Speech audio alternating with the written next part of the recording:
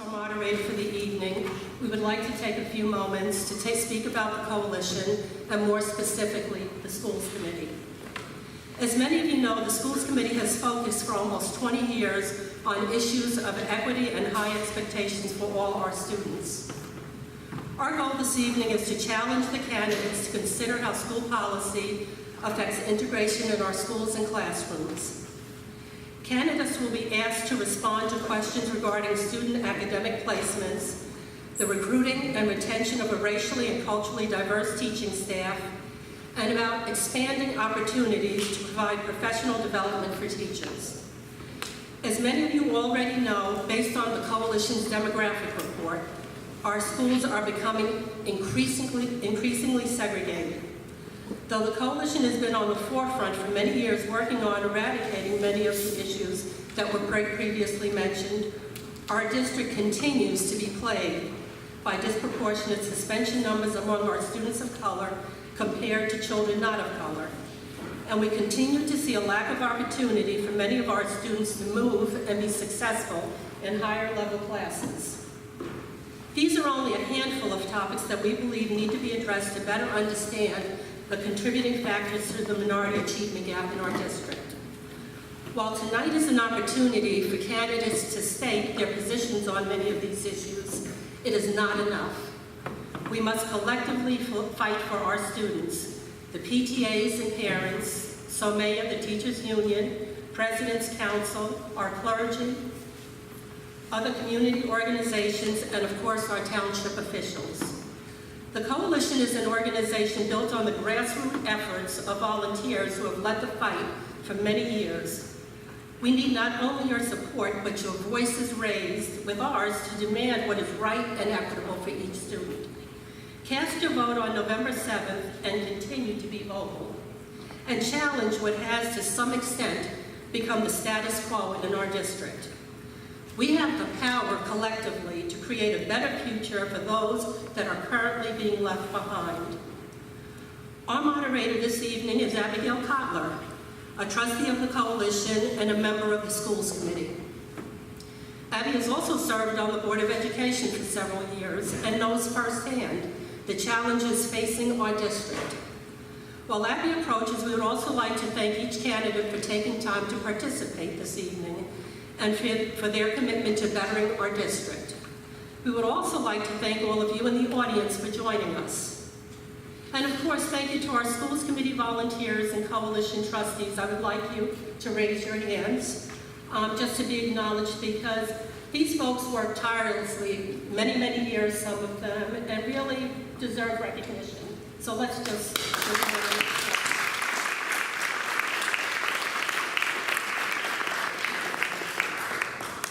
And of course, we have our Program Director, Audrey Rowe, and our Executive Director, Nancy.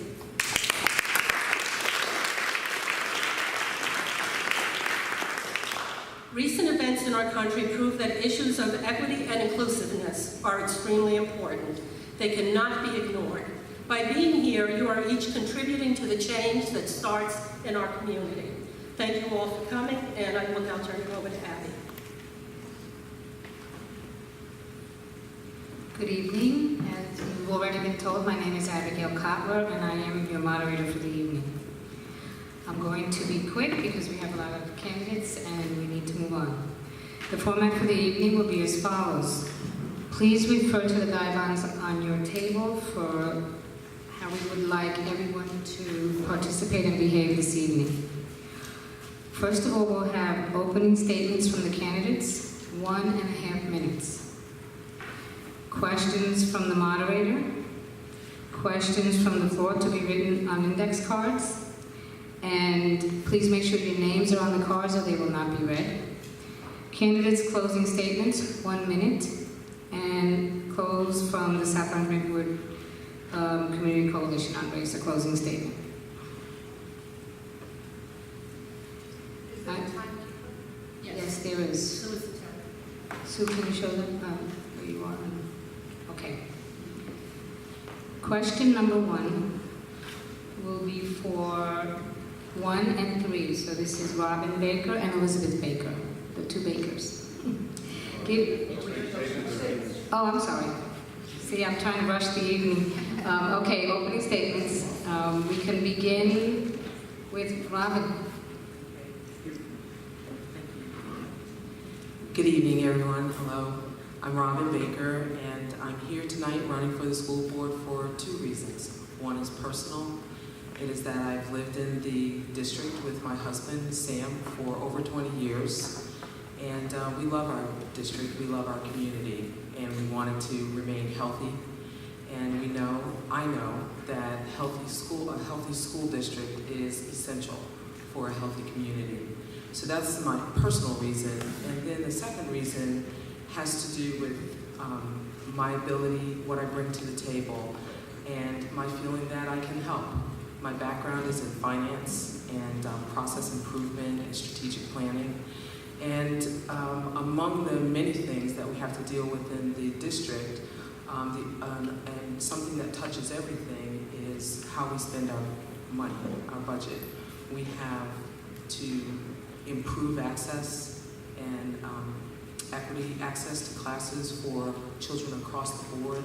We have an issue with space that has to be dealt with that will cost money.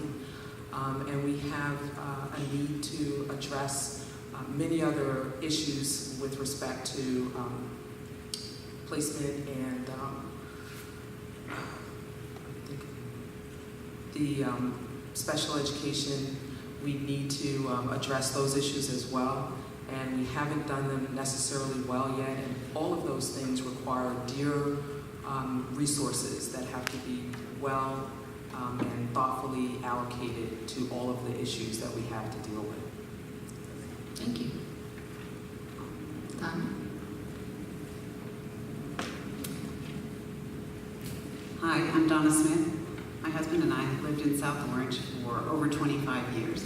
Our three boys all attended South Orange Maplewood schools from kindergarten through 12th grade. I'm also a customs and international trade lawyer, working part-time for a boutique law firm in New York, and I'm an adjunct professor at Brooklyn Law School, teaching customs and international trade. After years of being involved in the district, including various PTA and HSA positions, as co-president of President's Council, participating in the last strategic planning process, and advocating for challenging coursework for all students, I chose to run for the Board of Ed in 2014. I would like to be re-elected for another term so that I can see through some of the actions that the board has taken during the past 3 years. When I ran for the board in 2014, I wanted to see more opportunities for all students to have access to challenging coursework, including access to AP and honors classes. During my tenure on the board, we adopted the Access and Equity Policy, the implementation of which admittedly needs a lot more work. We also adopted the strategic direction and the accompanying action plans, which will support all learners focusing on individualized learning. I also want to oversee the hard work that must be done on our facilities, including solving the problem of de facto segregation in the elementary schools, but also taking care of improving the high school and making sure it enters into the 21st century. Serving on the board has been a rewarding and challenging experience, and I hope to be able to continue. Thank you. Thank you. Elizabeth?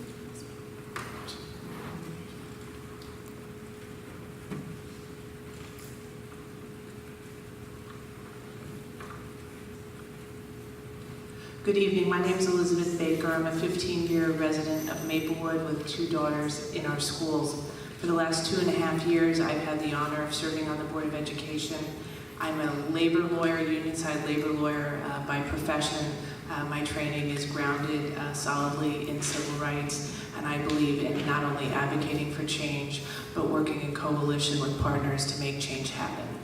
I ran for the board 3 years ago because I wanted to make our schools welcoming, supportive, and challenging for every single child. I believe that required a change in mindset. It required a competence and a modernization that many, including I, felt was lacking in our schools, and it required an unequivocal and steadfast commitment to integration and to a view of equity that was not zero-sum, but that recognized that opportunity is increased through equity. I also believed that we needed leadership in our classrooms, leadership in every building, leadership in our central office, and leadership on the board. leadership that wasn't going to succumb to gimmicks, but that was going to remain focused on the work of our students at all times. For the last 2.5 years, I've worked very hard as a board member, and for the last 1.5 years as president. I certainly don't pretend to have all the answers, but I do profess, and I hope every day, live out my commitment to our students, and I hope to have another 3 years to do that. Thank you. Shannon?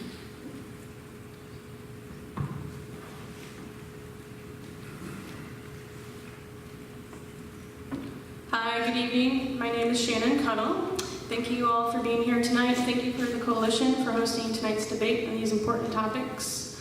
So, aside from giving you the basics about me, which is I've been in Maplewood since 2013, and I've devoted the past 20 years of my life to building inclusive, safer schools for all students and families, not just here in the state of New Jersey, but across the country.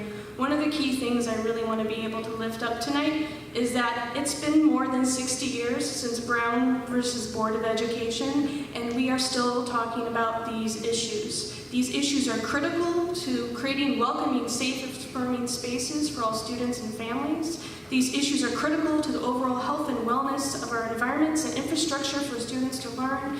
And these issues are paramount to make sure that we address them now so we can ensure that our students become their best selves for the future. Thank you. Thank you. Tony?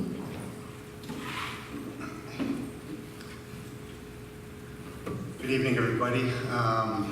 We're about to hang out with each other quite a bit this week. I think we have 3 straight days of these coming up. So it's good to be here again, running for Board of Ed. I'm a 30-year resident of Maplewood. I have a son in middle school and a daughter in elementary school here.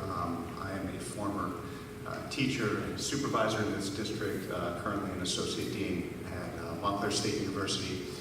And I feel compelled to run again because obviously these issues do persist. I was party to them as a member of the administrative team here, and because of my unique set of circumstances and jobs both here and elsewhere, I've seen some synergies that really have a chance to take shape here. I hope we get to talk about tonight, specifically between the college and K through 12. But none of these problems are going to get fixed in our district unless we isolate, hire, and evaluate a superintendent. That is the most important job of a Board of Education. It is our job now. We have an interim going here in his first year. He's been here for a few months. And we need to find a superintendent. We can talk all day about all of these things, but that one employee who will be under our purview, who we have to effectively evaluate, is the person who is going to get this machine to work. During my time in here, I've seen the strengths, the areas for improvement, and issues especially with curriculum, access to great curriculum and opportunity that I have helped shape here, and I look forward to having the opportunity to work on the board so that we can find a leader here who can do the same. Thank you. Sheila? Hello, my name is Sheila Shibnia, and I am a 3-year resident of South Orange. I have 2 children in the school district, one who has entered the high school and one who is in elementary school. The reason that I am running for Board of Education is primarily and firstly out of frustration. Since we've been here, we've watched my middle school student who's now in high school, we've watched her go through 3 curricular changes in middle school in 3 years without being communicated with by the administration, the school board, or the schools. That to me was a red flag that maybe there was some issues in the district, and as my children have progressed through middle school, through the elementary schools. My younger one went to Marshall and is now at Jefferson. I see the differences between the schools. And when they talk to their friends, I see the differences in the experiences they are having across the district. So I'm running to help them and to help the rest of the students, our neighbors, our friends. We love being here. And with my experience, I have experience in marketing, in communications, in project management, in ways to be able to take some great ideas that are here and be able to actually implement them in ways where everybody stays informed and process happens. Thank you. Avery? Good afternoon, everybody, or evening, sorry. Unfortunately, Felicia and I will be having to leave early tonight due to another event we have scheduled at 8:30. So we will be missing the latter part of the evening. I decided to run for Board of Ed. I just graduated back in June. I led the Black Student Union, and I was a first-hand witness to a lot of the atrocities that go on in our school district. And I thought the best way to change them is to join and try to work from the inside to affect change that can last for a long time after I leave. I remember one of the last forums, someone talked about how they had seen these same issues in one of their own Board of Ed runs before, and that was almost 20 years ago. I hope that that's the last time anyone can say that about this school district, and I am ready to work forward and make sure that that change stays and is consistent. Thank you. Thank you, Felicia. Good evening, my name is Felicia George. I'm a little stuffy, so don't mind that. But I'm 22 years old, and I have been living in this town for 22 years, so this is home for me. And I'd just like to start by saying I am a minority who grew up in this town with a class full of minorities. And I'm here to be the proof to tell you that that did not work for me. I definitely struggled in Columbia, I struggled in middle school, I struggled in elementary school with finding myself and knowing who I was educationally. And sadly, I graduated and had to find myself educationally because I had no clue. So I'm here to be the proof to let you know that it's not working. Our Board of Education is not working. Whether it was 20 years ago or it's today, we have the same issues and it's something that needs to be changed. We cannot change by voting the same, we have to change by voting different. We cannot vote for repetition, we have to vote for someone who has compassion, who has care, and who understands. My experience is my life. And I have to sit here and I have to be honest and I have to let you guys know that where we're living is not okay. Until we recognize our faults and our flaws, we hold people accountable and we fix it. Thank you. Thank you. Now we will move on to the questions. As I said before, the first question is for candidates Robin Baker and Elizabeth Baker. You have 2 minutes to answer the question, and the other candidates can respond, or if you have a rebuttal, but you only have 1 minute. Okay, so the first 2 candidates have 2 minutes each. Given the recent Access and Equity Report, how would you as a board member ensure that all students, but especially students of color, are informed of the option to move up and how to navigate the process? Once moved, what specific measures would you suggest to ensure that students are supported and successful? Either one of you can begin. Robin?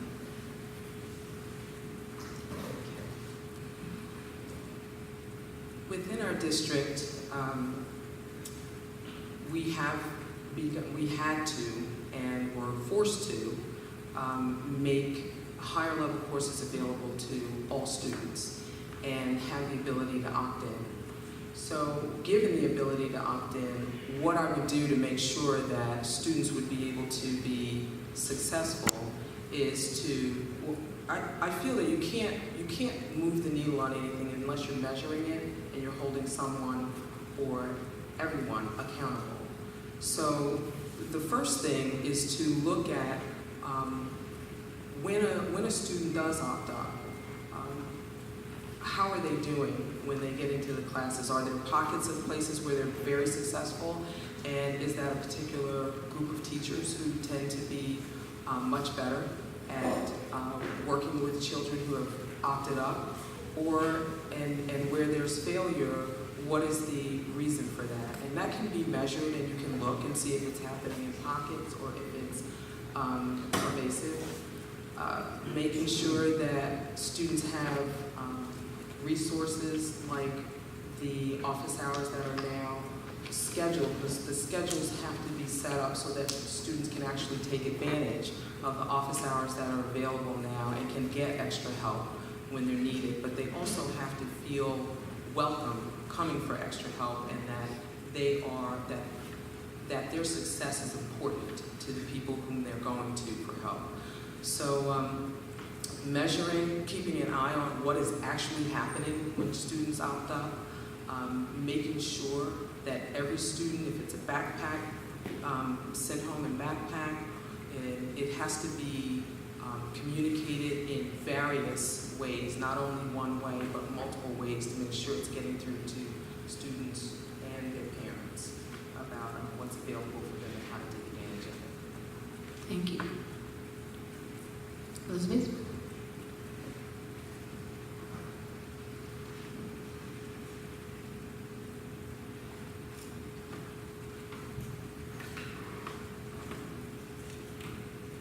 Just trying to organize my.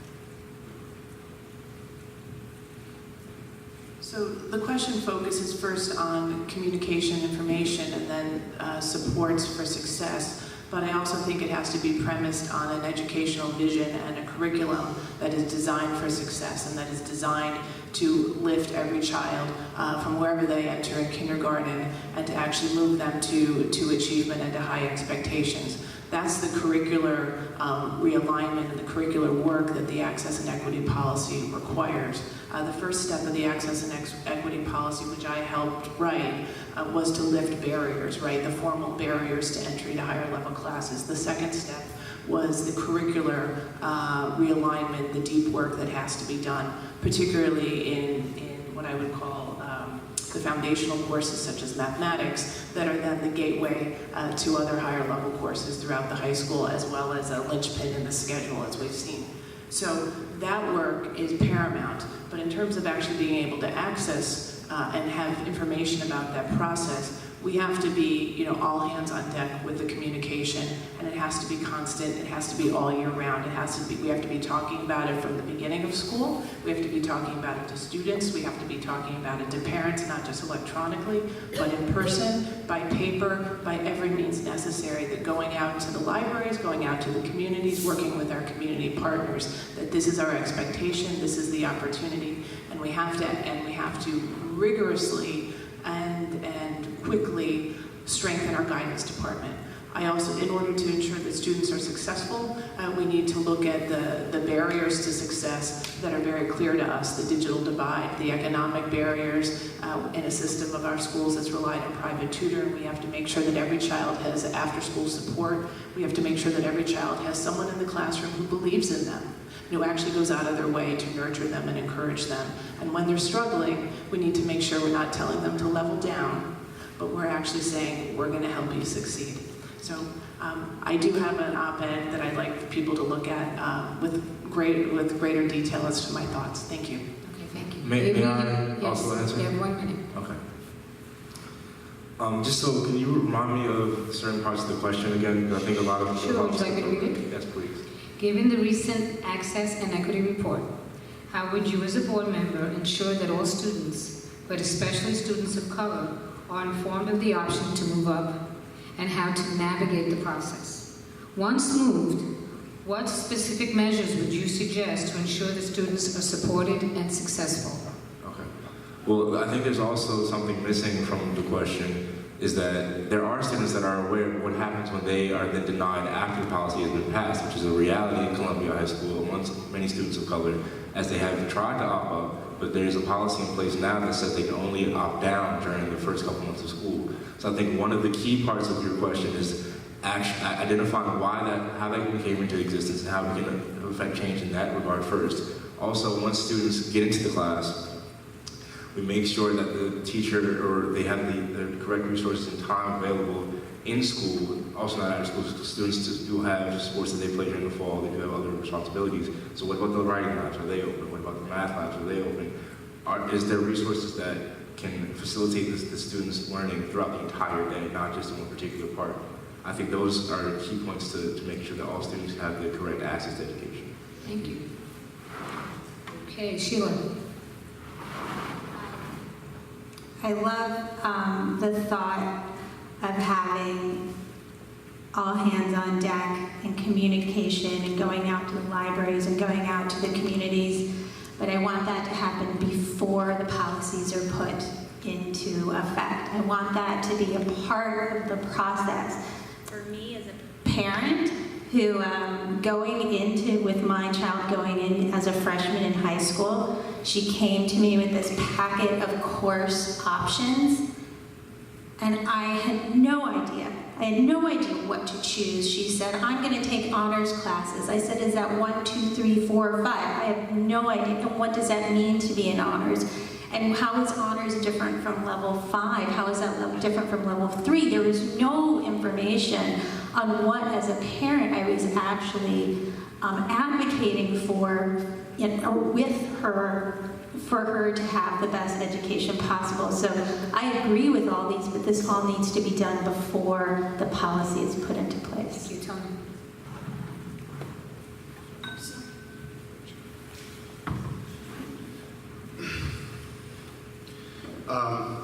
Whether you agree with my platform or not, we are all neighbors here. And as a neighbor and someone who's worked in the district, I'm going to tell you this evening that the level of administrative dysfunction here has been off the charts. I was part of it. I wasn't part of the dysfunction, but I'll take some blame for it. I'll take some blame. And it's still going on now. And I was allowed a voice about it, sometimes gracefully, sometimes not gracefully. I lost friends over it, but it was the right thing to do for our children. And we still have that problem, everybody. And if you didn't think so, look at the moves that our interim superintendent is making 2.5 months into here. You see some massive restructuring going on, and it will continue. I commend him for that. But it has to be known that when a letter goes out, like Avery says, that is an add-drop period that's really just a drop, then we've lost our way. So I really needed to say that this evening. Anyone else? Shannon? So I think in one of the areas of addressing and making sure that there's good communication and students are prepared to understand by the time they get to the high school what their options on for coursework is that we also have a discussion about how when students enter starting kindergarten into our district and how we're preparing them starting from kindergarten all the way up through middle school so they are prepared and they feel as though they have enough information, success, and they have identified adult support systems and other support systems in the district to them that they can go ahead and make those selections and choices. By the time we're having this discussion about how to help students with the leveling issue in high school, it's too late. We have to have the support systems built in by the time that they enter our school district on day 1, and we have to be able to have good individual leadership on the school levels and from on the district with the superintendent down to make sure that parents, students, and families have consistent, critical information delivered to them and best practices on how to help their students move forward K through 12. Thank you. Anyone else? Okay, Donna. I'll be brief. I just wanted to point out that after we received the data recently, it's clear that we need to look at the transitions, especially those are the important areas where things did not always go the way we hoped with the access and equity policy. So from 5th to 6th grade and from 8th to 9th is where we really have to see what has guidance been doing in talking to the students and the parents. What are the teachers doing? Where have we failed in providing information to the parents and the students? And we also, as others have said, we really also need to ensure that K to 8, the curriculum in those grades is engaging and rigorous enough to truly prepare students for the challenges of the coursework in the high school. Thank you. Thank you. Okay, question number 2 for candidates 2 and 7, Donna Smith and Avery Julian. Again, 2 minutes for you both, and anyone else may respond, or we have a rebuttal for 1 minute. The district teaching staff is critical to the education of the student body, but continues not to reflect the racial and cultural makeup of our student body. What specifically would you do to recruit and retain a more diverse staff on an ongoing basis? What do you identify as the causes of our district's problem hiring and retaining educators of color? So we have Donna and Amy. You want to go first? Okay. This is a critical issue. We all know about these studies that say that children of color need to be seeing teachers of color in their classrooms, that they need these role models, and there's been a dearth of minority faculty for a long time nationwide. New studies have indicated that there's been an improvement in that in hiring, so that hiring is occurring more and more of minority faculty. However, the biggest issue is the retention. And so that's what we really need to focus on, because the district has already started several efforts to really increase the diversity of the teaching staff. Last year, they held a diversity hiring program, and were able to hire 8 more staff during that time. 6 were African American and 2 Asian American, so that's a start. The administration also visited a couple of historically black colleges, and in one of them, the students were eager to move back north. It's down south where they went to visit. So that was a great field of opportunity for us, and I would encourage the administration to continue these efforts. It has to be ongoing, not just once in a while. And so those are things that we can do. But to retain the teachers, we have to clearly make sure that we are providing the correct support for all new hires, whether they're African American, another minority, or something else. We need to prepare them for the classroom and support them in their initial years so that they become active members of this community. So. Thank you, Amy. Okay. I believe that in an effort to actually get the teachers, our district suffers from this disbelief that they're not out there. They're out there and they're willing to work, so we have to make it our first priority to look, to actually give them opportunities. Our district doesn't only discriminate when it comes to the children in the school, but also the people they hire. Also in retention, why do people want to leave? I can count on my left hand the amount of black teachers that I've had, or people that I can identify with in the classroom in my years in this district. I've probably maybe 3, and maybe 1 of them was male. So I feel like if we look for the best that we can, and we find them, and we have them here, we make sure that they want to stay. We give them all that they need in their department. What do you want to teach? How do you want to teach it? And we make this somewhat of a, I apologize, I keep having to swallow. Somewhat of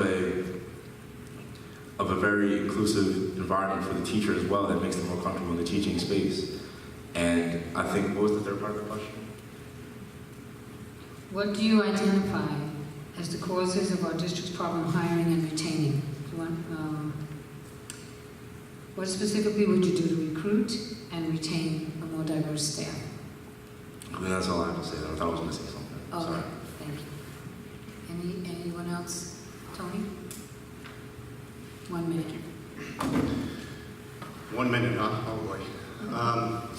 First we have to restructure our central office. Our superintendent of administration, who's supposed to be in charge of human resources, had other people under his purview for a while in a misguided restructuring a couple of years ago. I mean, they need to be absolutely committed to research and development and truly not taking 1 trip or 2 trips, finding this out. Now, as a senior administrator at Montclair State University, this is one of the things that I believe we need to create, that synergy between the college and K through 12, where first of all, here at K through 12, we're actually valuing teachers, first of all, and identifying students who may want to be teachers. At that moment, at the college level, we really need to come down through maybe some grant writing, which I've done myself, and some other means to create that pipeline into the college and hopefully even back into the K through 12 system, so that we're growing our own, fleet, if you don't mind me saying, of teachers. We have to think innovatively about this, because I've heard the same stuff for years, and I think it's time for us to try something different.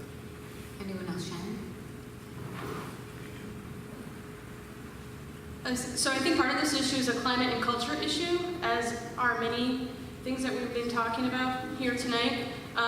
One of the challenges that I see of recruiting high-quality educators to our district is, first of all, not looking at teachers of color as an asterisk and knowing that we have to add an asterisk. We should always be actively recruiting and engaging to find teachers of color and teachers that represent our diverse student body, K through 12, at all levels and all positions within the school staff within our district. I think one of the challenges of that as well is making sure that teachers and other school support staff flock to districts where they not just see a job opportunity, but they see an alignment with their values and their mission and their goals. And as a district, I think that we have to reevaluate who we are as a district, our mission, our vision, our values. And we have to look at the climate and culture we're producing within that structure and how that's not just recruiting high-quality educators to our district, the next superintendent, but also how we're being able to produce high-quality students who feel as though they've had a successful education and families that feel as though they're being a part of the process within our district. Felicia? I'd like to say in my time here in elementary school, I had one teacher that looked like me. In middle school, I had 3. And in high school, I had 4. In all of my years of being educated here, I spoke to students from Columbia last week who told me, well, white teachers are still being hired, and I don't see anyone who looks like me. We need to understand that it's important for a student to see themselves within their teacher. It's important for me to come to school and resonate with someone who's teaching me, with someone who has knowledge, with someone who's telling me you can be as smart as I am, you can do this, you need to come in every day and have that attitude. And I'm here to tell you that's not happening, and it's still not happening today because it's not a priority. No matter how much work is being done, it's not happening. So we can say that we're looking for them, and we can say that we're going out to diversity places to find them, but they're not being hired. And the thing is we have to follow through. We can go to as many places as we want, but if we're not following through, we're not helping anyone. Thank you. Thank you. Robin?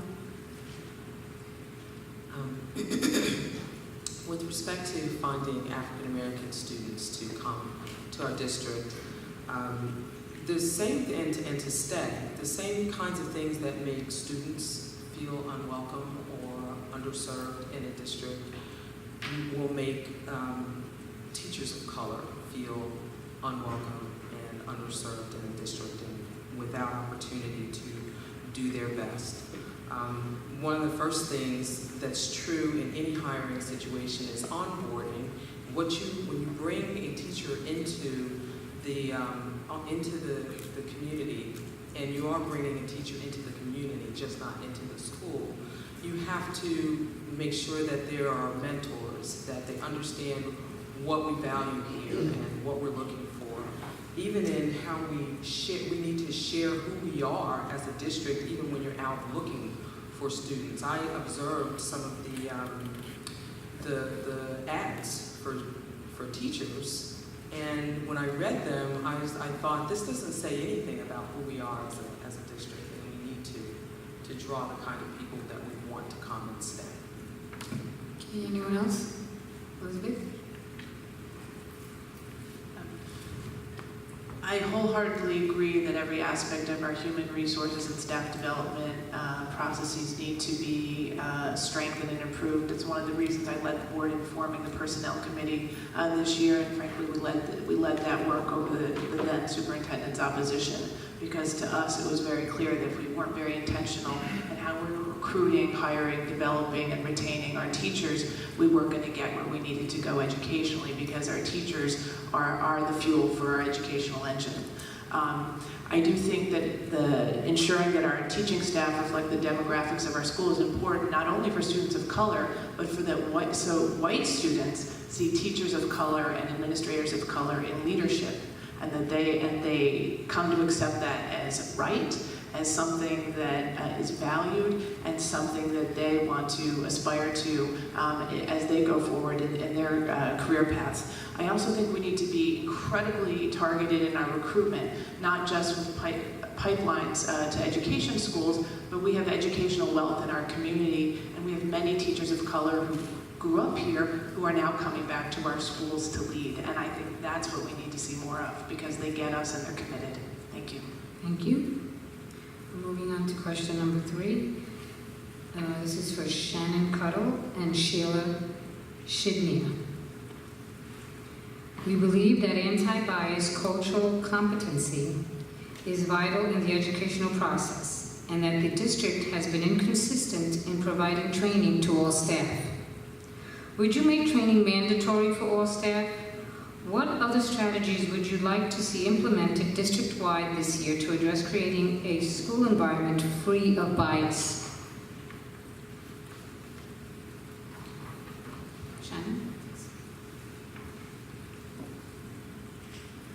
Well, I think first and foremost, I think we need to address professional development as a whole. So policies alone do not change the climate and culture of a school district. It's policies with implementation, including buy-in and leadership and execution of those policies. So in regards to anti-bias cultural competency training, I would really like to see our district invest in making sure that that's part of something that we do regularly. But it's not just one-stop shopping. What I mean by that is, so there is not one particular way of doing anti-bias and cultural competency training that is the perfect model out there for us. And so each school district has a specific climate and culture where we have to address those needs for specifically our school district.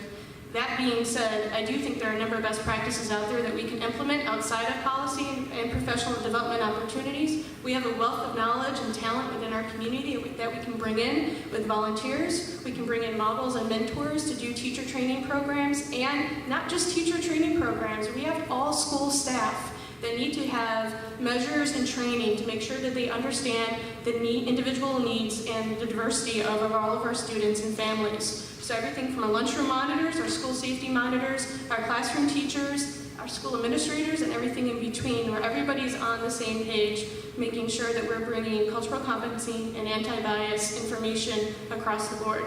That also being said, there's a funding issue with that, right, with professional development training that bring it into a school district. But there are opportunities out there with grant funding, as well as partnering with stakeholders to bring in groups and organizations to help develop training and best practices for our district. And I think that's something that we at times underutilize and that we can be more proactive with.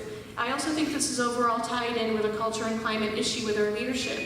Training alone will not solve the problem. Policies won't. We have to have buy-in from leadership up and down, all the way from the school board to superintendent, and all the way down to our teachers and support staff. Thank you. Thank you. Sheila.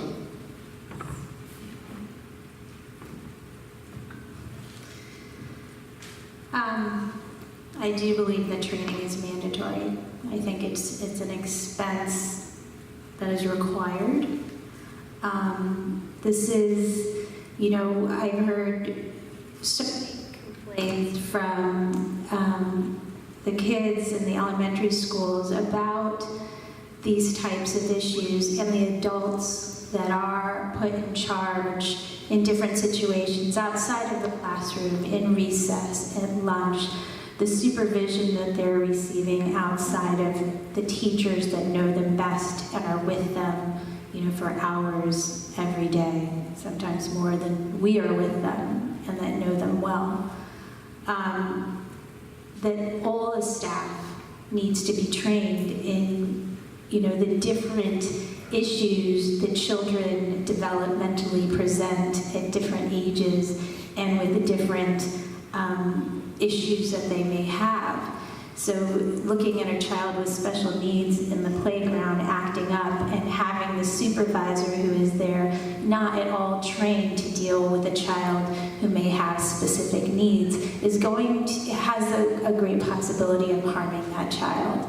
So it's not, I don't think, looking at it simply as, okay, we have these cultural, issues in our community, and the teachers should be aware that when they're speaking to the students, they should speak to them in ways that are inclusive, and that we should be teaching history and language and all of the topics in a way where everybody is included, but also the rest of the support staff for our students. How are they trained to recognize these issues and the unique qualities that all our children have?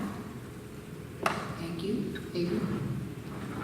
Also, I think something very important is that we have a lot of student inclusion in through bias training. I think in a way to rectify a whole culture, you have to incorporate everybody that is a part of that culture.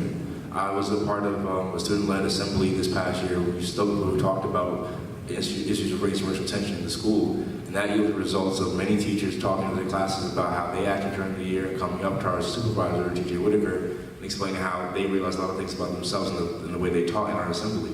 So if we include the students, include the young voices that we have, that they're our best resource. They're who is experiencing every part of the bias, every part of the good and bad that our school district has to offer them. So why not hear what they have to say? Anyone else? Tony.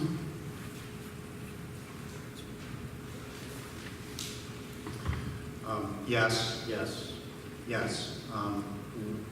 One of the reasons I'm running for board, if not the most important reason, is to continue to give voice and remind everybody that over the past 15 years, through No Child Left Behind, Race to the Top, we have narrowed our curriculum to a very test-centric, one-size-fits-all model.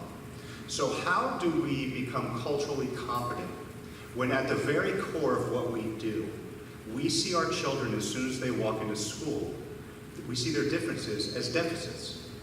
And we're going to fix those through those quantifiable metrics. And we've cut all of these programs that work and these moments for teachers and everyone else to see all of these strengths and build upon those strengths. How do we remain culturally competent while at the same time we've cut so many opportunities for us to recognize those differences? That's a question I want to ask everybody else. I ask myself every day, and we will not fix this until we get to the bottom of that. Anyone else? Elizabeth?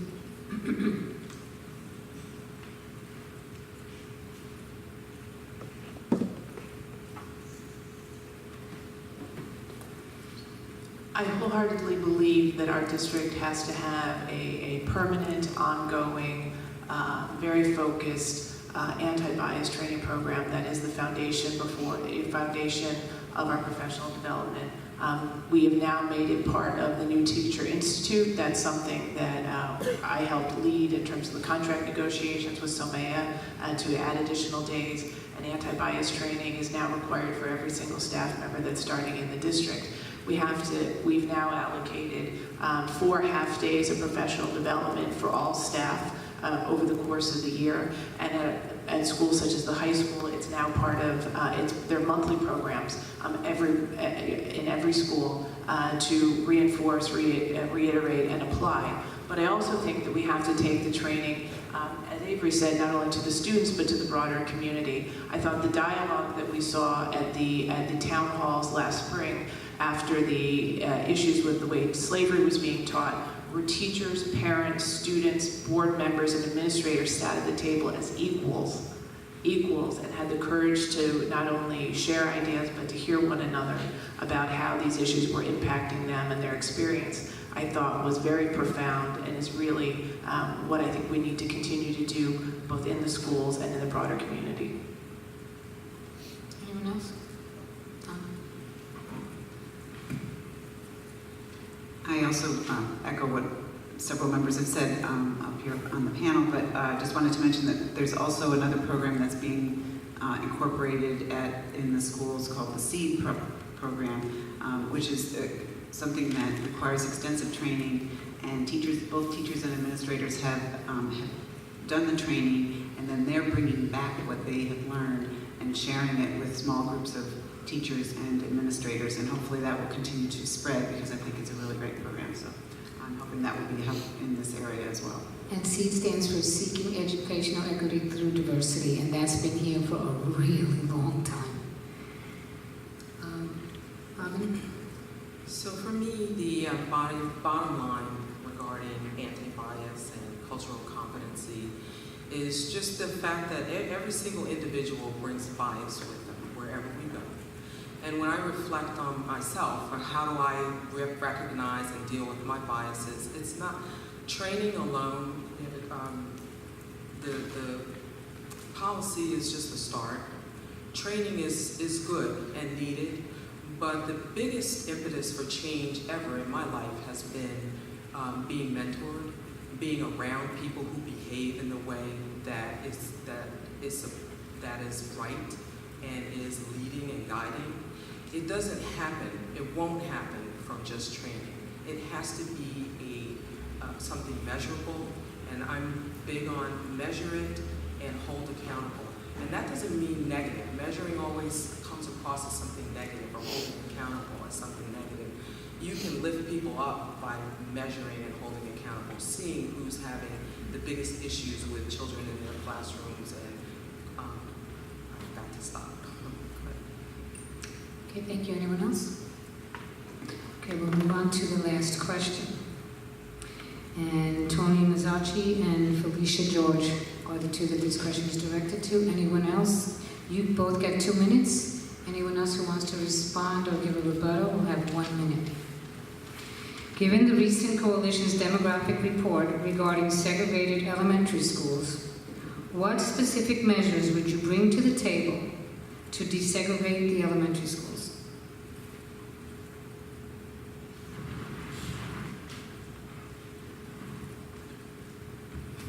Well, first and foremost, obviously it must be done. We've had a few debates/forums where I have thrown out some proposed ideas that really kind of illustrate the way I think about these kind of things. One of them dates back to when I was an administrator here in 2010, and the superintendent asked me to take a look at Seth Boyden's school and see what I thought was going well and what could be better. And he also told me to look at Montrose School, which at the time was,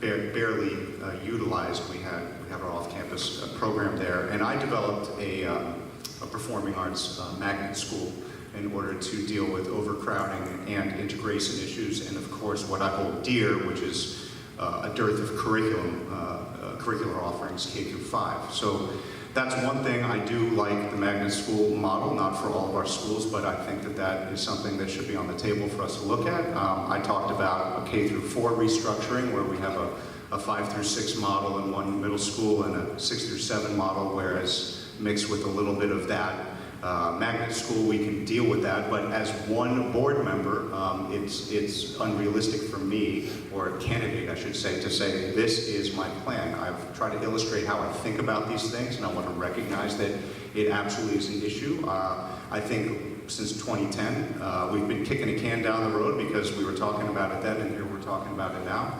And I'd like to get down to it. I think, as Robin was talking about earlier, this is a facilities issue at the same time, and it has to be done holistically. I want to touch on a lot of different issues at the same time. So again, an integration, curriculum, and space. It needs to be done holistically. Otherwise, we're going around and we're putting out what we see as fires, which I think we've done too long in this district to, little or no effect. Thank you, Felicia. Oh, I'm sorry.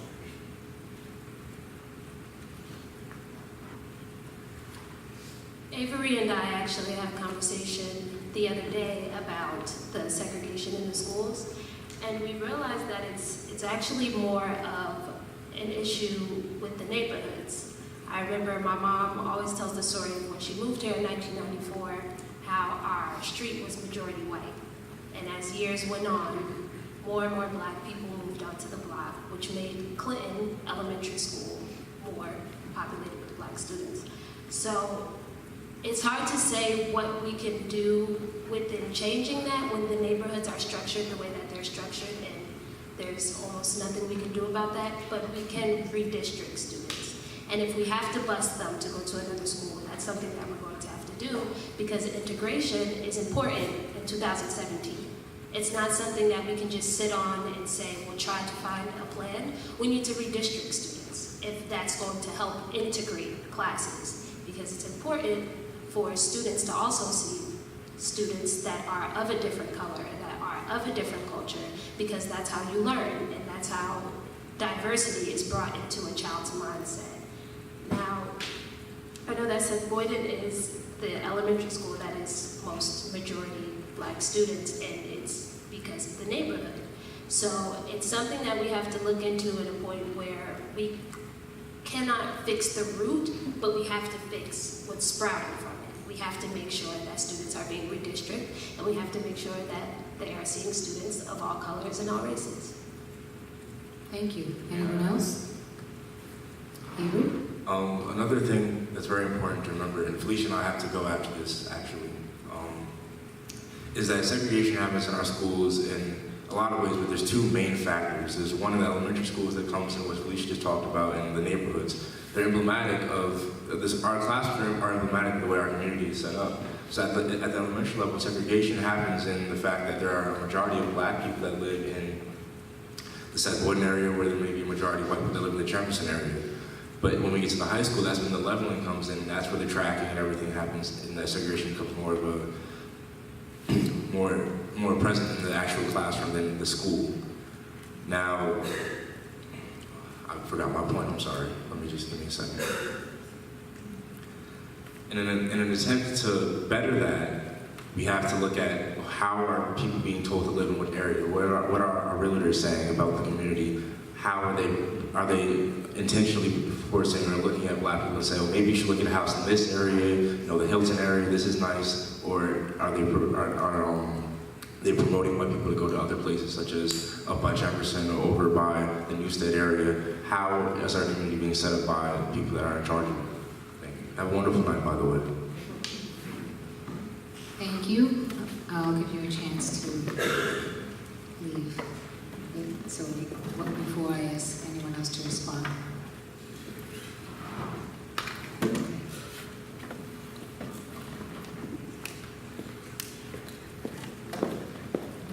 Thanks for coming, appreciate it. Good luck to you both.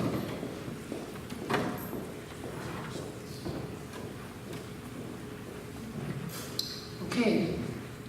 First, I'd like to remind everyone in the audience to write down your questions, and when you do, please write your names with the questions. Thank you. Anyone, any rebuttal, any just more comment? Bobby?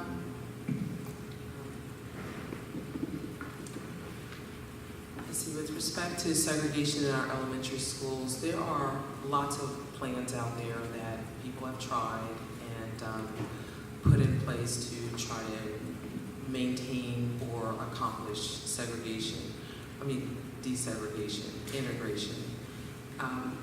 I feel that any plan has to start with educating people about why it's important and why it actually helps. Because being in a diverse community, people also have diverse opinions about why something's good or why they think it will hurt their situation. So I think the first thing that has to be done is we have to educate people about all of the research that's out there that shows that children actually benefit significantly from integration, especially early on, and it makes it much easier and more natural for it to happen later on if it happens earlier. So the elementary schools are essential for that. With respect to maintaining integration, we do know that steering is one of the things that the Community Coalition always did so much about way back when I first ran for the board that helped significantly. Anyone else? Elizabeth, thank you for that, Robin.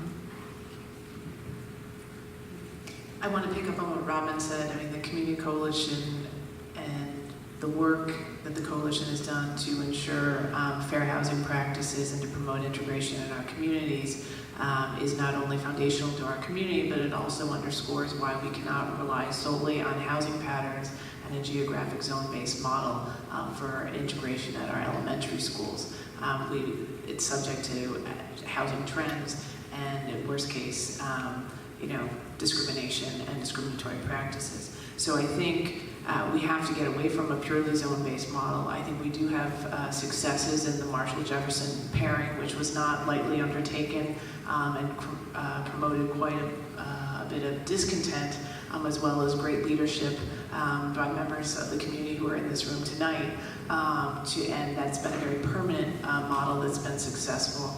I think there are aspects of the Seth Boyden demonstration school that, despite the lack of marketing of the school at the district level in recent years, that are very encouraging. And when we bottle the parent participation and the celebration of every child, that will actually ensure that all of our schools are equally embracing and make integration more successful. Thank you. Shannon. So with the integration of our elementary schools, again, I do not think that there's one, magic solution to this. I think it's a larger conversation that's going to exceed 1 minute that I've had, and it's a conversation we need to have. But one of the things I do really want to lift about that is about an overall climate and culture issue, and we need to be proactive instead of being reactive. And there are some things within the district that have been working within South Boynton and the Marshall Jefferson schools. But at the same time, I think it's a homeschool community connection with the overall climate and culture of our school districts, and what's happening to our students in school is also a mirror to what's happening in our community and ourselves. Not only how we are a diverse community, but how we move about our community with each other. And I just want to share a very quick anecdotal story, which is over the weekend I ran into a couple that was talking about how they are new to the community because they were flipping homes. And there's flipping homes over in the Hilton neighborhood of our community. And they were joking about the fact that they think a little bit of racism is okay, knowing that they targeted the Hilton community because they know they can get better money out of their flip of their homes.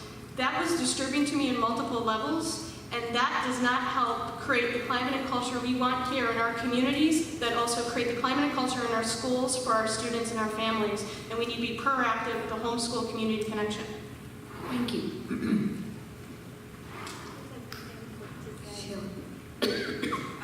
With regards to the segregation in the elementary schools, not only do we have the segregation in the schools, but we have very, very different levels of funding from the PTAs in these schools. One of the things that I would love to see is some more even distribution, some type of unity between these 6 schools, because our students are going to come from these schools to 2 middle schools and hopefully stay in the district for the high school. I know since I've been here, I've met a lot of families, I've made a lot of friends. My friends that are families of color that have means are sending their kids, not to our high school, but they're opting to send their kids to private schools where their child may be one of very few children of color in their classes. And my question always to them is, why would you do that? What is it that is preventing some of our brightest and most wonderful students from not even feeling comfortable in the high school? And I think this is a problem that starts in the segregation of the elementary schools. Thank you. Donna? So I would just like to comment on a couple things. Number one, the PTAs actually have started engaging in the conversation about trying to share more resources. I think a lot of people recognize the inequities that occur within our school district, and so I'm hopeful that that conversation will continue. We can consider a variety of proposals from the administration that will help to deal with this problem. There are several ways of doing it: redistricting, magnet schools, providing several of them so that people voluntarily redistrict themselves. Pairing schools is another possibility, but we can't do any of this without community buy-in. So one of the most important parts of this process will be, once the administration has provided various proposals to the board, then we have to go out to the community and not only present the proposals, but also explain the reason why we need to do this, so that everyone, or almost everyone, not everyone will, but we will try to get as much community buy-in as possible. That's the way to make it successful. Thank you. Okay, that completes this question part of the evening, and now we're going to have questions from the audience. So, thank you. This is the first one. Yeah, okay. Gail Greenstein, please come and read your question.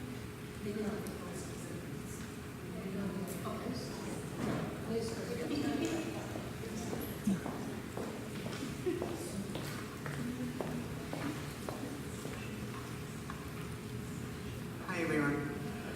So my question is about restorative justice. I'd like to know what you know about the restorative justice process as a system of accountability with students. And I'd like to know what, if anything, you see as the strengths of that process? What, if anything, do you see as the weaknesses? And what are your thoughts about how this process can avoid disparate impact on Black students? We have 1 minute. Each candidate has 1 minute. Thank you.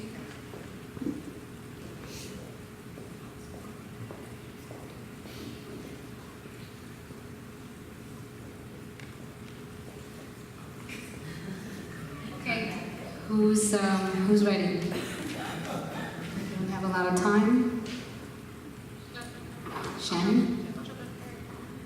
I firmly believe in restorative justice practices. I have used restorative justice practices, and I talk a lot about restorative justice practices in my trainings that I do across the country.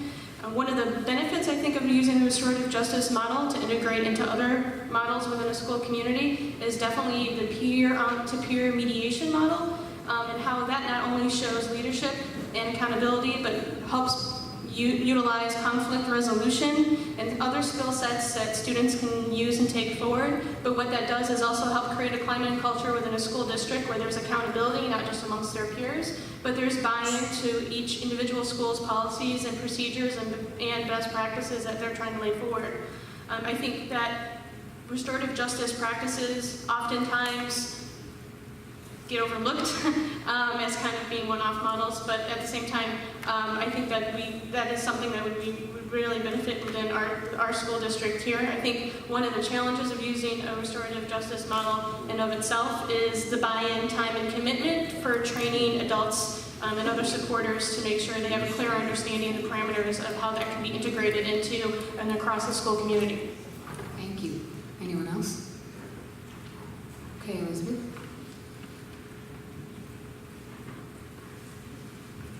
I embrace and support the emphasis that restorative practices places on relationships and connections, and that those are the foundational building blocks for a healthy school culture. And I think that as both a board, I've had the board participate in restorative practices training or as part of the community forum last spring. I think we need to understand it and we need to model it. But I also think that my concern about relying solely on restorative practices is that it can be seen as reactive and after the fact.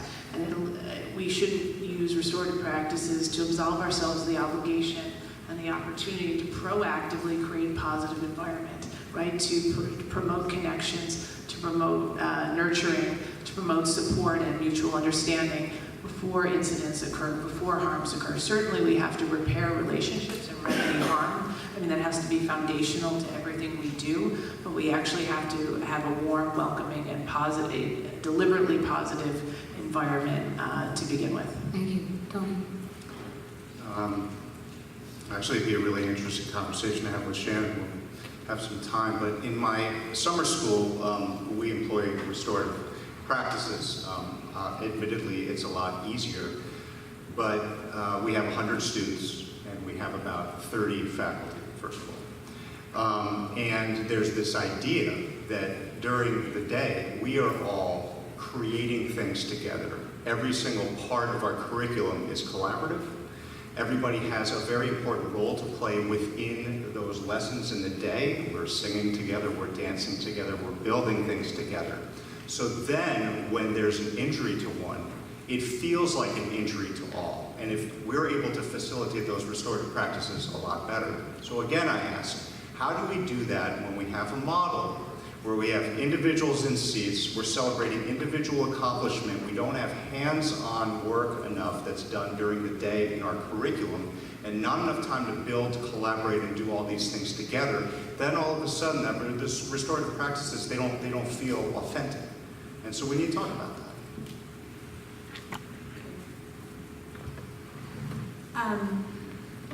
I don't know if we actually practice restorative,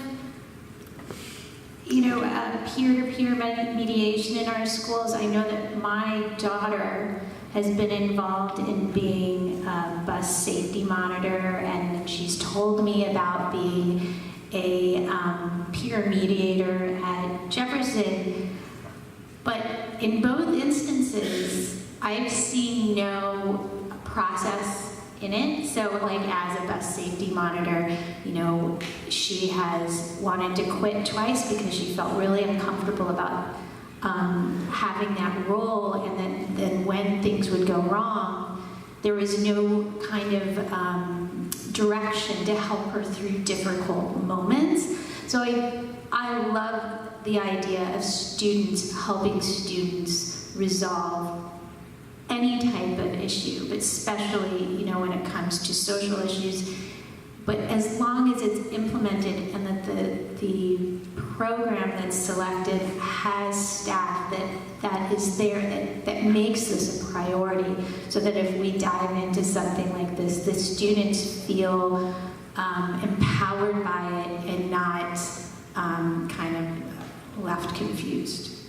Anyone else? Donna? Briefly, I'd just like to say that I support restorative justice as well. It's much better than a punishment kind of scenario, definitely. The weakness that it comes along is when it's not implemented properly. It's not simply about setting two children's neck across from each other and saying, please apologize. That's not restorative justice. We need to have better supports in place for that. And as far as reducing disparate impact, I think that of course goes to climate and culture, just as Shannon said. The cultural competency training must continue, and I think that's the only way we are going to resolve the disparate impact of the situation. Okay. I'll just start because if I'm incorrect with this, then my whole answer might be wrong.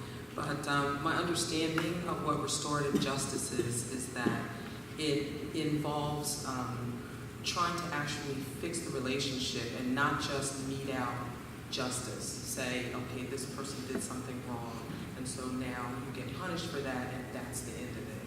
So if I'm correct in understanding that there's more to it, and it involves making sure that the relationship is actually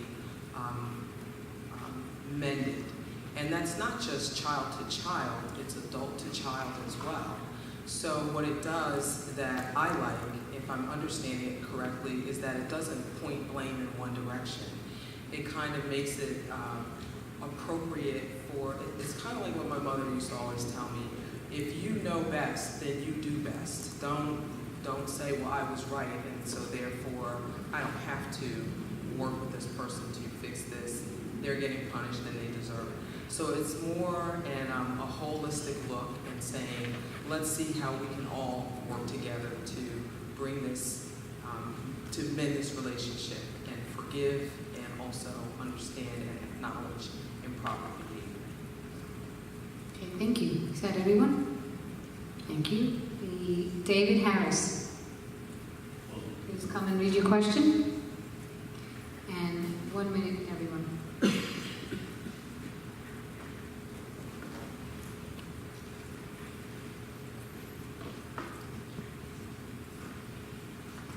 Good evening.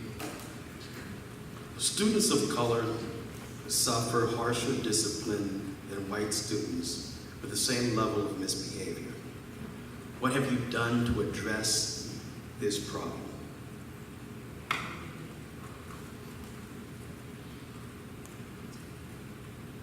Well, I'm not on the board now, but I have as a parent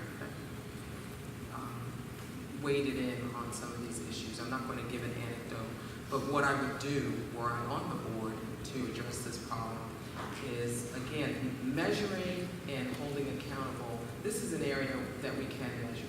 You can see if a particular classroom is creating a lot of suspensions or disciplinary actions. You can see if that's happening, and you can intervene. My druthers would be to have us measure and track that kind of thing. Track when every single incident of some kind of punishment occurs. Who was the subject of the punishment? Why was it? What was the write-up? And do an analysis and compare and see what's going on. Facts tend to bring to light, tend to shine lights on things that can be misinterpreted are hidden under the surface of what's going on? So the district is about to adopt a new data warehouse, which will allow for better tracking, where we can delve into the scenarios that Ms. Baker was just talking about. We just see the overall data that more African American students are being disciplined, more are being suspended than white students, but that doesn't help us in solving the problem. So we really need this better access to data, which we've been calling for a number of years, that will provide us with the ability to focus on the areas that are the real problem and why is it still occurring. And then that hopefully will help us to reduce the disparate impact. Anyone else? Shannon? Okay, so the disfranchisement of students of color is very disproportionate, not just in our district, but across the country. National studies have shown that over 85% of students feel unsafe at school and feel unwelcome at school. And of those, even a recent survey just came out today from American University out of Washington, D.C. that analyzed data from the U.S. Department of Education that showed that students, when they're in 8th grade, they're measured by black and white students by their teachers. And the study looked at not only the teachers, but also student reports and test scores. And what it showed is that teachers had a higher percentage of bias towards black students, was thinking that they could not complete coursework and that they would not obtain a four-year college degree versus white students. By a margin of percentage of teachers that were white thought white kids had a 58% chance of being able to go to a four-year institution in college versus on the opposite, where if they had a black student in their classroom, it was only 38%. And that, in the studies of itself alone, causation within the school-to-prison pipeline and school push-out, and has shown that within the school's climate and culture with school push-out, what we do within our classroom, our curricula, and how we're creating an environment that is safe, welcoming, and affirming contributes significantly to student success rates. Thank you. Elizabeth?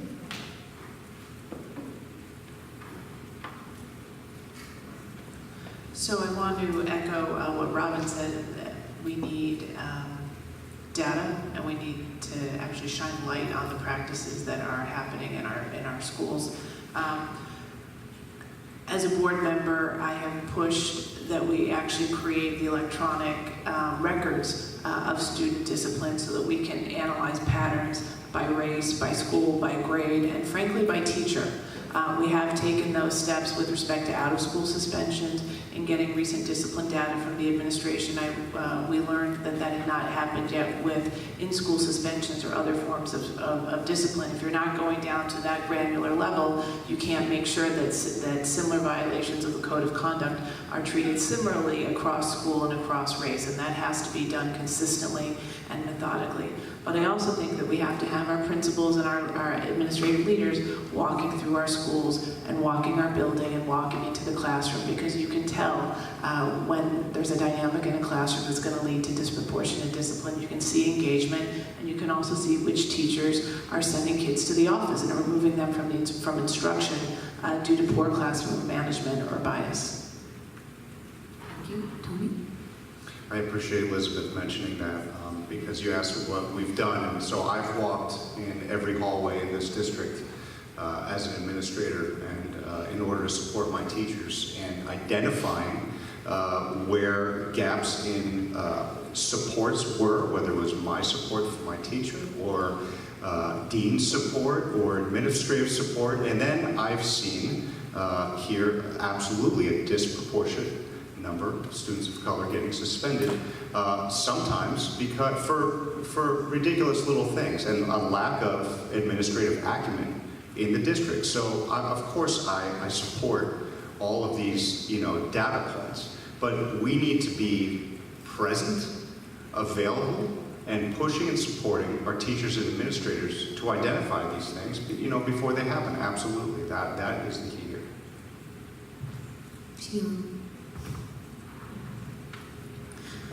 a lot of what we've talked about tonight is how we have a climate and culture of segregation in our towns. We see it in our schools, we see it in our neighborhoods, we talk about it, and it's not only the kids and the families that feel this, but as you know, when we were talking before about recruiting teachers of color, and especially male teachers of color, the teachers are a part of this community, and they see it as well, and they are affected by the climate and culture of this community as well. So really being holistic when we talk about these things and taking it seriously. If we have, you know, a police chief who was, you know, showing bias and stepping down, and then the next, you know, the next month we have police officers in the schools as part of a safety and education protocol with no information in between.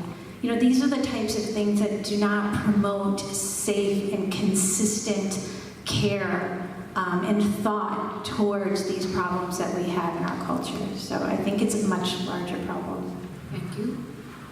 Brenda Ellers.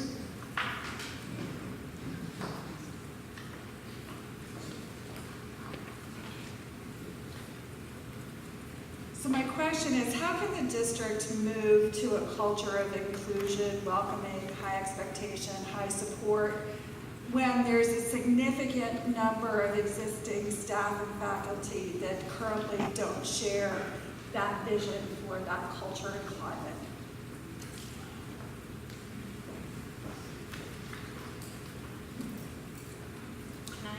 Sure.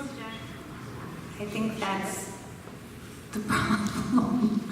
I think this is something, you know, when I think about the Board of Education and all that I've learned in this process so far, the one thing that just keeps popping back in my head is that we need to stand up to the administration, to the problems that we see, and if we have teachers in this community that are showing this type of bias, that are showing this type of disregard for our students, they need to go.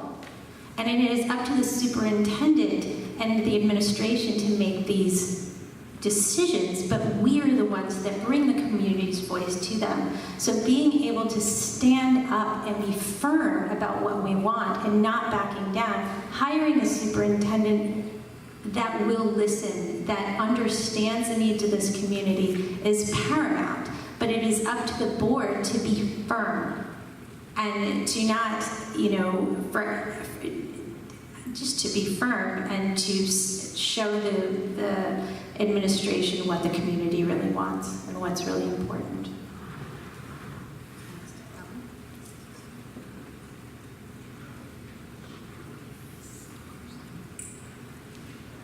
I guess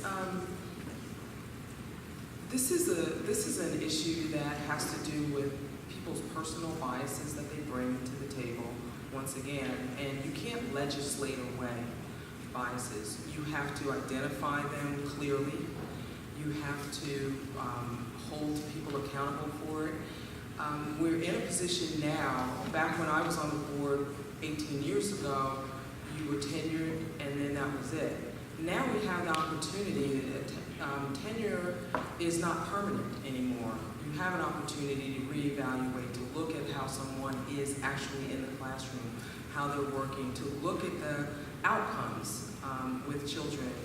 And bias and prejudice are the kinds of things that everybody recognizes when they see it. It's not something that's hidden, but the thing that I feel has been lacking is the courage to call it out. But not only to call it out in a super negative way to just say you're out, but to say, let's fix this. And then, if you're not willing to, then you need to move on. Donna. So I think I would disagree somewhat with the question's assumption, because I don't think it's a significant number of the faculty and staff that don't share the concern about climate and culture. I think there's a fair number of faculty that may not recognize their own biases or the way they are viewing students and do need to become more aware of in cultural competency training and anti-bias training. But I think on the whole, the teaching staff has goodwill and doesn't want to be in a situation where they're creating a worse climate. I think they have good intentions for the most part. And yes, there may be a few bad apples. And as Ms. Baker said, it is possible now through evaluations to, even with a tenured teacher, to get rid of a teacher that exhibits no willingness to cooperate with this effort.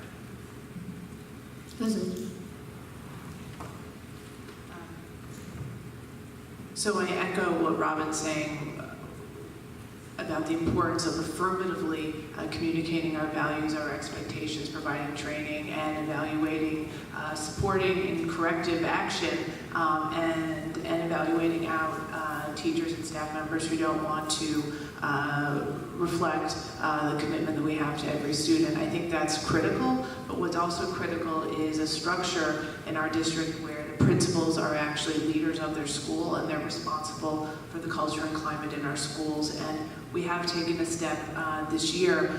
I think many of us are aware of this incredible kind of organizational disconnect that we've had where teachers in a school did not necessarily report to the principal. Many, particularly the secondary level, they reported to the department chair.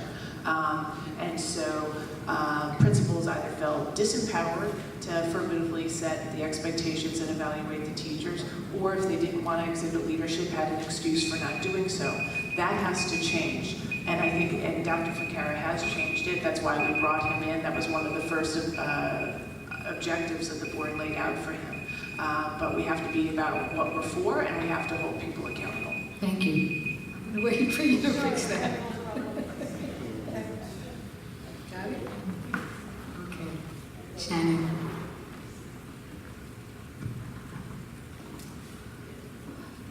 So I think, once again, I echo and say again, I think it's also tied into a climate and culture issue, although in any school district or any type of business or agency, there are always those that might not buy into the climate and culture. And I think one of the things as a school district, again, we have to be mindful about establishing who we are, our mission, our vision, our values, who we are as a district. And we're not individual silos, and each individual school is not its own individual entity, but the overall climate and culture of who we are, what we expect not only from ourselves, each other, our students, and from our teachers or staff and our community, and how it's all aligned together. Not only will that help us recruit high-quality educators and support staff that also believe in our shared vision and values, but those that do not will find a door because they will know that this is not the place where they fit for them. But at the same time, it's proactive. So working on all these issues together with the climate and culture of our school district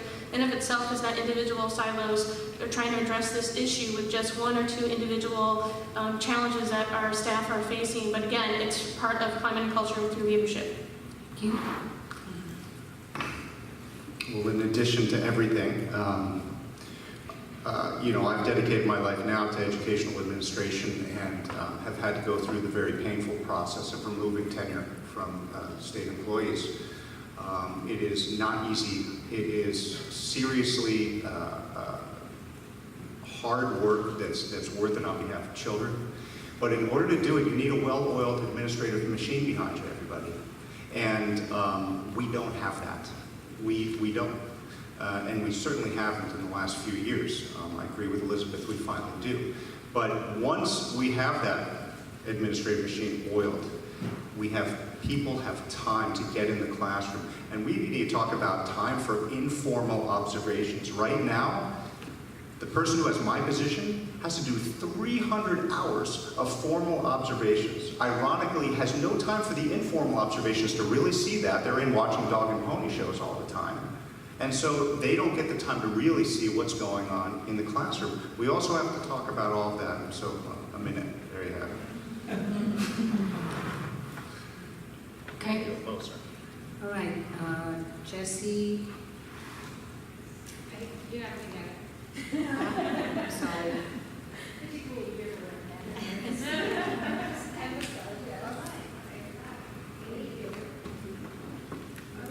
Hi. So recently released data and reports demonstrate what we know to be a pervasive and long-lasting achievement gap in our schools. And there have been many heated debates ongoing throughout our community on whether we have enough information to act or what actions we should take to resolve the problems for today's students and for tomorrow's students. Recognizing that there is no silver bullet, how do we take meaningful action that drives positive impact and hold ourselves accountable to quantify the improvements? I'm sorry, could you repeat the last part? Yes. Recognizing that there is no silver bullet, how do we take meaningful action to achieve improvement and hold ourselves accountable to quantify these improvements?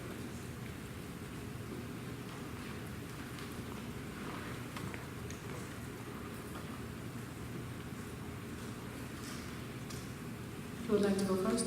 Thank you, Donna.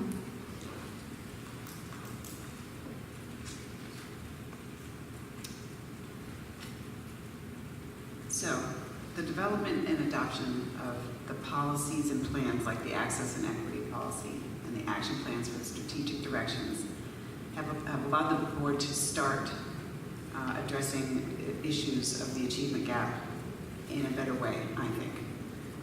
In its perfect implementation, the access and equity policy would provide students with access to both rigorous curriculum in the earlier grades and access to challenging coursework in the secondary schools and the right supports to succeed. In order to effectively monitor it and figure out how we're going to see if it's working, we need better data, including cohort information, so that we can provide the appropriate supports where needed. The recent report did show some improvement in the achievement gap in the early years in English, the language arts. And some good news, Algebra 1, Algebra 2, and geometry scores improved for all subgroups. However, the gap widened in each case, so we need to really look at the data in order to figure out how to provide better supports and improve the situation. So I want to answer the first part of your question, Jesse, which is, yes, I do think we have enough data to take very decisive action right now, but it's not the end of the data or the additional action steps. I think the report that was shared with the community last Monday showed us clear absurdities in our curriculum that need to be addressed and need to be addressed now. We eliminated level 2 math from grades 6 through 9. There's no reason that we should be tolerating level 2 math from geometry up. Every child should be at least on grade level math, and if they have a skills gap that's preventing them from being there, we should be resourcing them. We shouldn't be putting them in a path to nowhere.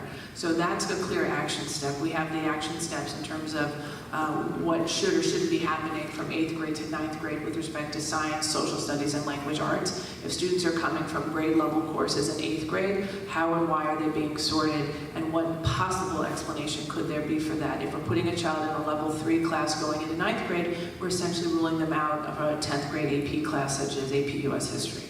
So those are the beginning steps. There's obviously a lot more. Thank you. Sheila.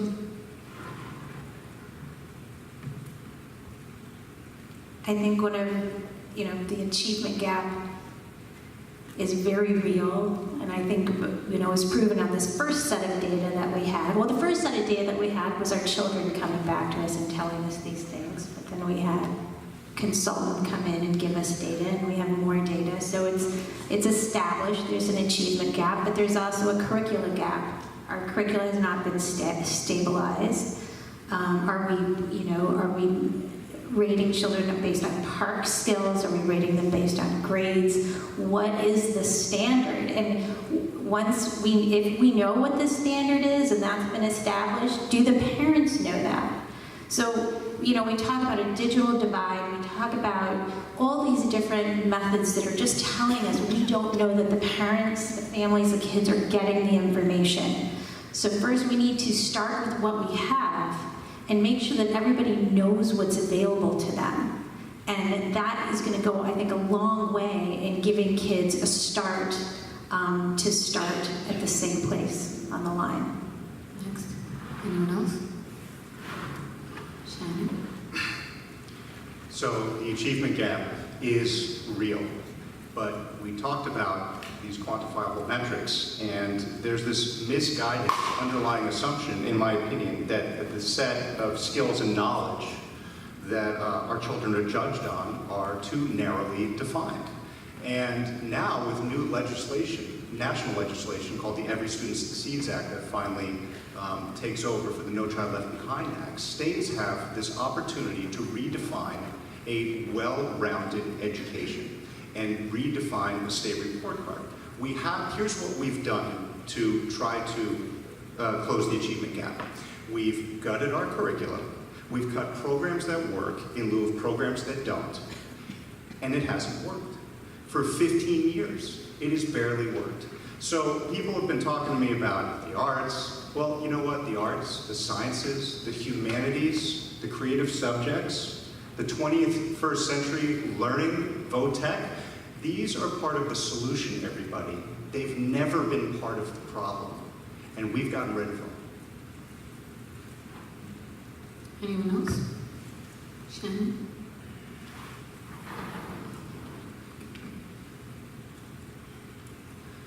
Well, the achievement gap is very real. It is very real, not just in our district, but around the country. And it is something that needs to be addressed now. And I agree with what Elizabeth said, that it's something that we can take action now, but we also have to consistently make sure that we're taking in data and monitoring it and knowing what's working and what's not working in our district from that regard. But in regards to taking action steps to alleviate the achievement gap, again, I have to stress it's a climate and culture issue, and it starts from day one when a student enters into kindergarten. And it's part of the larger issue and how within school leadership, our superintendent, all the way down to our school principals and into our classrooms, and what our mission, our vision, and our values is, and who we are as a district, and how we're responding to students' needs. From day one, we have to make sure students are in a safe, welcoming, affirming environment, and they have not just equality, but equity in education across the school community, and equal access to opportunities and support systems, no matter what grade, no matter what level, K through 12. Okay, Robin? Students are very perceptive, and they know who's kind of in their corner and who's not. And with respect to closing the performance gap or achievement gap, the most crucial ingredient is the one thing that you can't make somebody do, and that you can't draw. You can draw it out of them, but you can't make that happen. And that is raising the expectations. Like Elizabeth said, eliminating level 2 was a concrete action that took away this lower level kind of, we expect you to be here, and automatically raise the expectation of everyone who was in those level 2 classes. That is the most important thing, and I have anecdotal evidence that has made me a true believer. There was a friend of my daughter's who graduated with a 1.8. I mentored her for probably 4 months, and we're friends still today. She's now at Middlesex County College with a 4.0 average, and she's actually now at NJIT. It took somebody believing in her, somebody saying, you can do this is expected of you. And I can't finish my way. Okay, now we will have the candidates' closing statements. And you each have 1 minute. I am going to start with Sheila.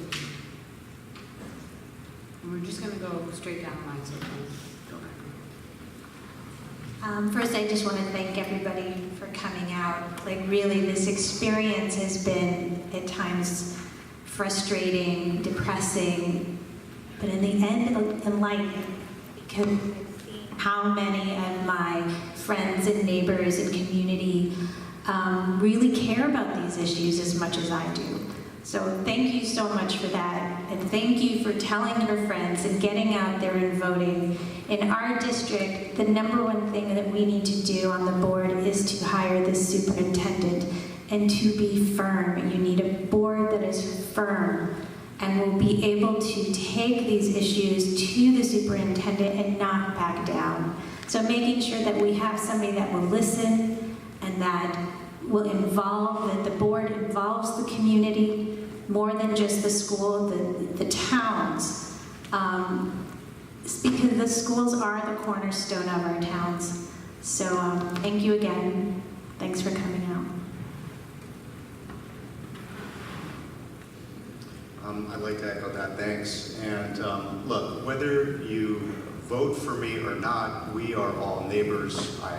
My children will probably go to school with your children, play, hopefully do some fantastic things during their school life.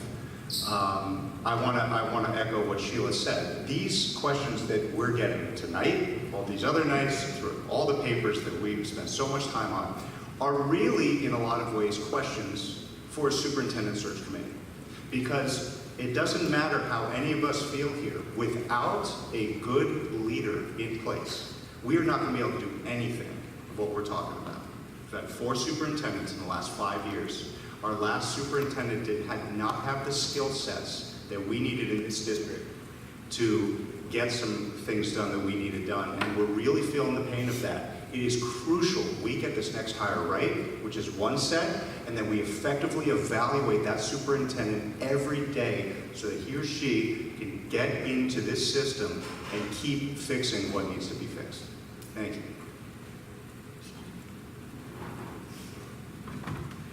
Thank you everyone for coming out here tonight. This particular evening and topic is very important to me, and I appreciate being here to kind of be able to discuss some of these issues. Equity and inclusion provide the groundwork and framework for learning, and we all have a part to play to make sure all of our students thrive inside, outside of the classroom. These are not just your kids or my kids, these are our kids together, and as a community, it is our responsibility to make sure that all of our students are successful inside and outside of the classroom. And during my time within these last few months, I've not just been involved in attending school board meetings, but during last winter's town hall meetings, some of you may see me at the town hall meetings, and I even spoke out at the town hall meetings as well. And these are important dialogues that I hope to continue, not just post all of this discussion for the candidates, but we need to continue and open the dialogue and how we can have access and equity and equality and inequality, not just in our schools and our overall community. Thank you. I'd like to thank the Coalition for hosting tonight's discussion, and to everyone who's here in this room for your commitment to our children and to the commitment to the values of this community and integration. I think the history and the values of the Coalition reflect the best in our community, as well as the roadmap for the leadership we should expect in our school district. The Coalition and your steadfast work has not only set a high bar in terms of what we need to achieve over the long term, but your constant sense of urgency is the type of urgency that we need to channel for our students every single day in every school and every school district meeting. I think the other qualities of the Coalition's work that I've been trying to bring to the board and will continue to bring to the board if reelected is that our leadership must be persistent, it must be based on hard work, it must be engaging in conversations, which I think the Community Coalition models better than any organization in our town. And it must be willing to do what's not what's politically expedient, but what's right. And that takes guts. And I hope that we all respect that, value that, and encourage one another to do what's right. Thank you. Donna? I care very much about the quality of education being provided to all students in our district, and would like to continue serving on the board in order to continue to do the hard work that is needed. I believe that I am a consensus builder and a hard worker, which can help to move the district forward.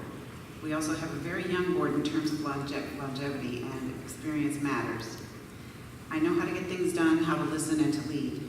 If reelected, my priorities will be promoting improved implementation of the access and equity policy and the action plans for the strategic direction, addressing the needs of all students, better professional development and cultural competency and restorative practices to improve climate and culture, continued professional development on differentiated instruction at the elementary and middle school levels so that we can better prepare all the students for the high school, finding a superintendent who can manage the work.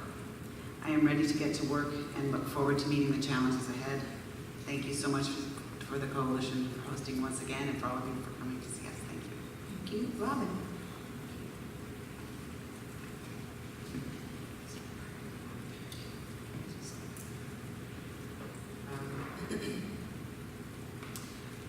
Our district has a lot of difficult tasks ahead of us. We can all see what they are. They're pretty clear. We have a space issue. We have an issue with funding. We have issues with equity and inclusion. And all of those things are intertwined. They can't be separated. So my feeling about how to go forward in the district is to, and not drop any ball, is to remember what we're trying to accomplish and who we're trying to do it for. It's for the students.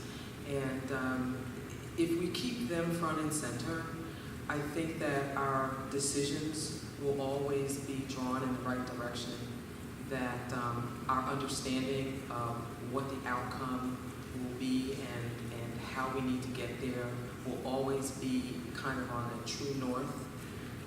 But that's my guiding principle, is keep the children front and center, and we'll manage to bring out the best of all of us as we make our decisions for what needs to be done. Thank you, Robin. And that concludes the candidates' night for this evening. Thank you all for coming, and thank you to candidates. It was quite an evening. I know you're going to say goodbye. Okay, and Nancy now from the coalition would like to make her closing statements. Not too much. One housekeeping issue. If you had a question and didn't get to ask it, the candidates will be here for at least a few minutes right afterwards, so feel free to come up and try and get their attention on some of those things. I want to thank you all for being here and for stepping up, for those of you who have served and for those of you who are throwing your hat into the ring. It's a hard job and it takes a lot of time and commitment, and we really appreciate it. I want to note that it has not always been the case that we've had many or most of the candidates voicing so much support for the issues that are so important to the coalition, like integrated schools, integrated classrooms, and serving all children equitably.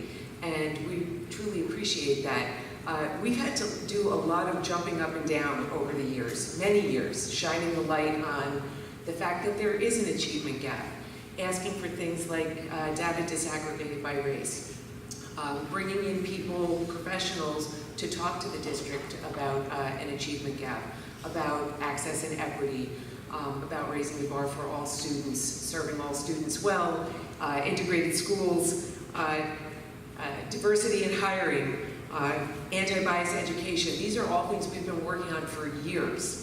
So it is heartening to hear that there's greater appetite for solving these issues. But I did hear many of you also say that we need to bring the community along as well. And for those of you who don't know the Community Coalition on Race well, that's what we do best. We work very hard in the community to change hearts and minds. So we may have brought a lot of you along, but there are more people to bring along in this effort to serve all children equitably.